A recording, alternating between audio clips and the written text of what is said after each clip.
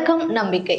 நம்மளை சுற்றி நடக்கிற ஏதாவது ஒரு அதிசயமான விஷயத்தை பார்க்கும்போது இது பயங்கர அதிசயமாக இருக்குது, இது ஒரு பயங்கர மேஜிக்காக இருக்கே அப்படின்ட்டுலாம் தோணும். பட் அது மேஜிக்கும் கிடையாது, அதிசயமும் கிடையாது, அது ஒரு அறிவியல்.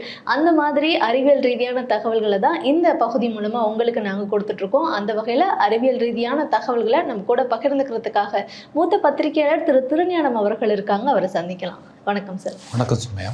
சார், பொதுவாகவே இந்த தண்ணி மேலே எண்ணெய் துளிகள் பட்டுச்சுன்னா தண்ணியில் அது கரையவே கரையாது. தண்ணியில் எது விழுந்தாலும் கரைஞ்சிரும், சாலிட்ஸ் தவிர எது விழுந்தாலும் கரைஞ்சிரும். ஆனால் இந்த எண்ணெய் துளிகள் பார்த்தீங்கன்னா தனியாக அப்படியே மிதக்கும், அது தனியாக தெரியும். அதுக்கான காரணம் என்ன சார்? தண்ணீரில் எண்ணெய் துளிகள் கரையாமல் மிதப்பதற்கு இரண்டு அறிவியல் காரணங்கள். ஒன்று, மூலக்கூறு அமைப்பு வேறுபாடு, மாலிகுலர் ஸ்ட்ரக்சரில் உள்ள வித்தியாசம். மற்றொன்று அடர்த்தி வேறுபாடு, டென்சிட்டி டிஃப்ரென்ஸ். இது ரெண்டு தான். மூலக்கூறு அமைப்பு வேறுபாடு, மாலிகுலர் ஸ்ட்ரக்சர் டிஃப்ரென்ஸ்னு பார்த்தீங்கன்னா, தண்ணீர் ஒரு போலார் மாலிகூல், அதாவது துருவ வேறுபாடு கொண்ட மாலிகூல். அதன் ஒரு முனையில் நேர்மறை மின்சுமை இருக்கும், ஏன்னா பாசிட்டிவ் சார்ஜ் இருக்கும். மறுமுனையில் எதிர்மறை மின்சுமை இருக்கும், நெகட்டிவ் சார்ஜ் இருக்கும். அதனால் தண்ணீர் மூலக்கூறுகள் ஒன்றுக்கொன்று ஈர்க்கப்பட்டு ஹைட்ரஜன் பிணைப்புகளால் இணைந்து இருக்கும். இதுதான் தண்ணீருடைய மூலக்கூறு ஸ்ட்ரக்சர். எண்ணெய் பொறுத்தவரை நான் போலார் மாலிகூல். இதில் நேர்மறை எதிர்மறை முனைகள் இல்லை. கெமிஸ்ட்ரியில் ஒரு முக்கியமான விதி இருக்குது, லைக் டிசால்வ்ஸ் லைக். துருவ மூலக்கூறுகள் துருவ மூலக்கூறுகளில் மட்டுமே கரையும். தண்ணீரில் எண்ணெய் துளிகளை நாம் விடும்போது தண்ணீரின் துருவ மூலக்கூறுகள் தங்களுக்குள் இருக்கும் ஈர்ப்பு விசையால் எண்ணெயின் துருவமற்ற மூலக்கூறுகளை உள்ளே அனுமதிப்பது இல்லை. இதனால் எண்ணெய் மூலக்கூறுகள் தங்களுக்குள் ஒன்றாக சேர்ந்து துளிகளாக உருவாகி தண்ணீருடன் கலக்காமல் மிதக்கின்றன. இப்போ மூலக்கூறு அமைப்பில் உள்ள வேறுபாடை பற்றி பார்த்தோம். அடுத்து அடர்த்தி வேறுபாடு, டென்சிட்டி டிஃப்ரென்ஸ் பார்க்கலாம். எண்ணெயின் அடர்த்தி தண்ணீரின் அடர்த்தியை விட குறைவு. தண்ணீரின் அடர்த்தி 1 கிராம் பெர் சென்டிமீட்டர் கியூப். எண்ணெயின் அடர்த்தி சுமார் 0.8 கிராம் பெர் சென்டிமீட்டர் கியூப். இப்படி எண்ணெயின் அடர்த்தி தண்ணீரின் அடர்த்தியை விட குறைவாக இருப்பதால் எண்ணெய் தண்ணீரின் மேல் மிதக்கிறது. தொகுத்து சொல்கிறதா இருந்தால், தண்ணீரில் எண்ணெய் துளிகள் கரையாமல் மிதப்பதற்கு மிக முக்கியமான காரணம் இரண்டு. ஒன்று, மாலிகுலர் ஸ்ட்ரக்சரில் உள்ள டிஃப்ரென்ஸ், மூலக்கூறு வேறுபாடு. மற்றொன்று அடர்த்தி வேறுபாடு, டிஃப்ரென்ஸ் இன் டென்சிட்டி. இவை தான் முக்கிய காரணங்கள். Fine sir.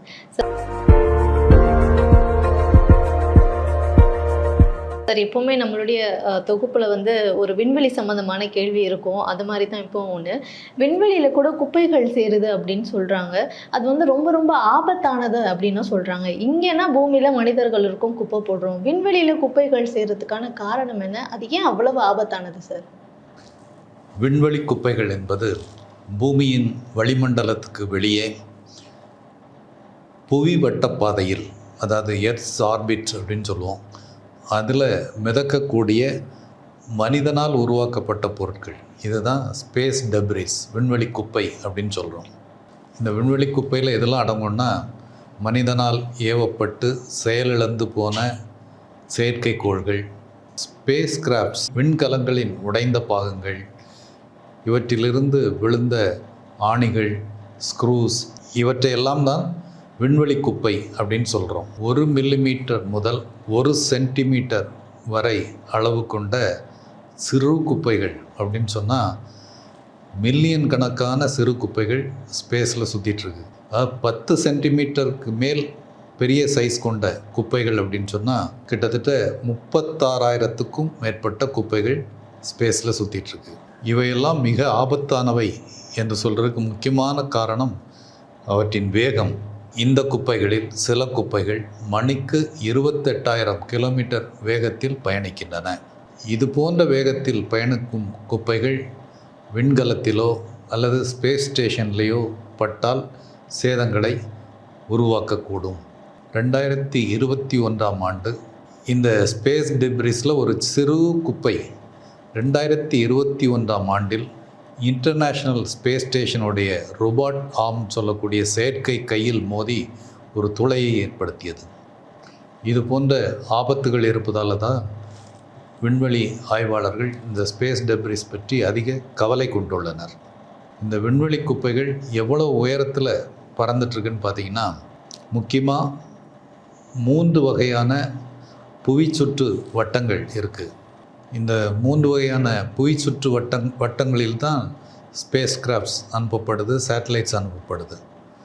முதல் வட்டம் லோ எர்த் ஆர்பிட், குறைந்த உயர புவிச்சுற்று.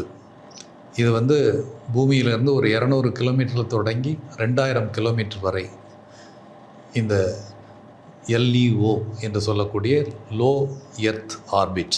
இங்கே தான் பெரும்பாலான செயற்கைக்கோள் இருக்குது. அதே மாதிரி நம்மளோட இன்டர்நேஷ்னல் ஸ்பேஸ் ஸ்டேஷனும் இந்த ஏரியாவில் தான் இருக்குது. பூமியிலேருந்து 400 கிலோமீட்டர் தூரத்தில் இது பறக்குது. இங்கே தான் நிறைய விண்வெளி குப்பைகளும் இருக்குது. இதுக்கு அடுத்த சர்க்கிள்னு பார்த்தீங்கன்னா நடுத்தர புவிச்சுற்று, மீடியம் எர்த் ஆர்பிட். இது வந்து பூமியிலேருந்து 2000 கிலோமீட்டரில் தொடங்கி 35,786 கிலோமீட்டர் வரை இந்த ஏரியாவில் இருக்கக்கூடியதான் MEO என்று சொல்லக்கூடிய மீடியம் எர்த் ஆர்பிட். இங்கேயும் நிறைய ஸ்பேஸ் டெப்ரிஸ் இருக்குது. இதுக்கு மேலே இருக்கக்கூடிய முக்கியமான சுற்று புவி ஒத்திசைவு சுற்று, அதாவது ஜியோ சிங்க்ரனஸ் ஆர்பிட் அப்படின்னு சொல்கிறாங்க. இங்கே முக்கியமான தகவல் தொடர்பு செயற்கைக்கோள்கள் இருக்கின்றன. இதை ஏன் ஜியோ சிங்க்ரனஸ் ஆர்பிட் அப்படின்னு சொல்கிறோன்னா, இங்கே உள்ள செயற்கைக்கோள்கள் பூமியின் சுழற்சி வேகத்துடன் ஒத்திசைவாக பயணிக்கின்றன. பூமி ஒரு முறை சுற்றி வரும் 24 மணி நேரத்தில் இந்த ஏரியாவில் இருக்கக்கூடிய செயற்கைக்கோள்களும் ஒரே ஒரு சுற்றை முடிக்கின்றன. அதனால தான் இது புவி ஒத்திசைவு சுற்று. இங்கேயும் சில டெப்ரிஸ் இருக்குது. இந்த விண்வெளி குப்பைகள் அதிவேகத்தில் பயணிப்பதால் அதிக ஆபத்து கொண்டவை என்று பார்த்தோம். இந்த விண்வெளி குப்பைகளில் பெரிய குப்பைகள் எதெல்லாம் கண்காணித்து அவை நம்முடைய செயற்கைக்கோள்களிலோ அல்லது ஸ்பேஸ் ஸ்டேஷனிலோ மோதிவிடாமல் கண்காணிக்கக்கூடிய முயற்சிகளை நாசா போன்ற அமைப்புகள் மேற்கொண்டு வருகின்றன. நாசா, ஈசா, அது ஐரோப்பிய விண்வெளி அமைப்பு, இவங்கெல்லாம் சேர்ந்து கிட்டத்தட்ட 27,000க்கும் மேற்பட்ட விண்வெளி குப்பைகளை கண்காணித்து வருகின்றனர். அவை ஒருவேளை நம்முடைய ஸ்பேஸ் ஸ்டேஷனை மோத வருவதாக இருந்தால் ஸ்பேஸ் ஸ்டேஷனுடைய உயரத்தை குறைத்து அல்லது உயர்த்தி அவற்றிலிருந்து பாதுகாப்பான ஏற்பாடுகளை செய்து வருகின்றனர். இன்னும் எதிர்காலத்தில் இந்த விண்வெளி குப்பைகளை அகற்றுவதற்கான பல்வேறு புதிய ஆய்வுகள் நடந்து வருகின்றன. ஃபைன் சார், ரொம்ப இன்ட்ரெஸ்டிங்காக இருந்தது இதை கேட்க.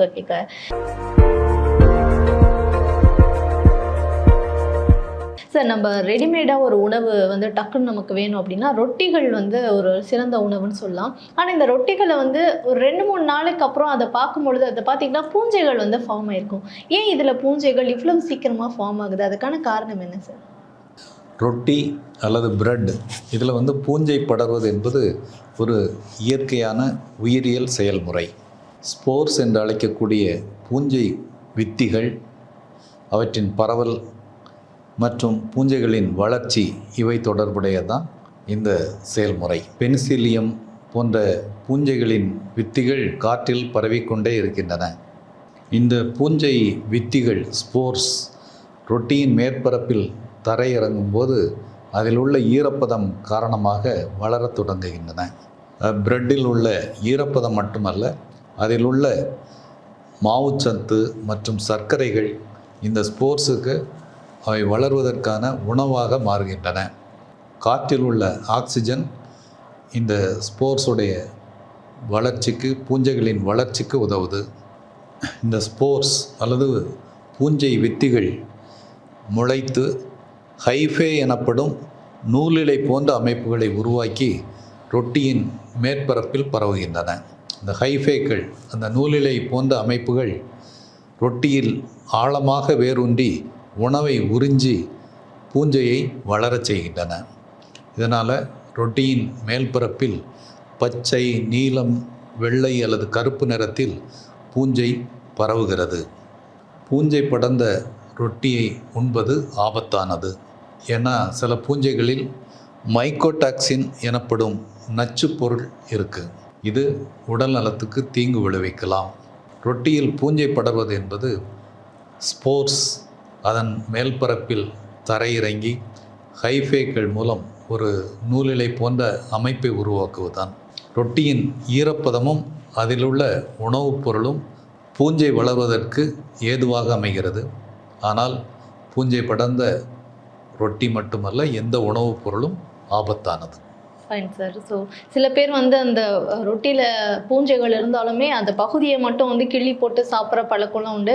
ஆனால் இந்த தகவலை வந்து பார்த்த பிறகு நிச்சயமாக அதை பண்ண மாட்டாங்க அப்படின்ட்டு நம்புவோம் சார். இன்றைக்கும் ரொம்ப இன்ட்ரெஸ்டிங்கான தகவல்கள் எங்கள் கூட பகிர்ந்துக்கிட்டீங்க. ரொம்ப நன்றி சார். நன்றி சார்.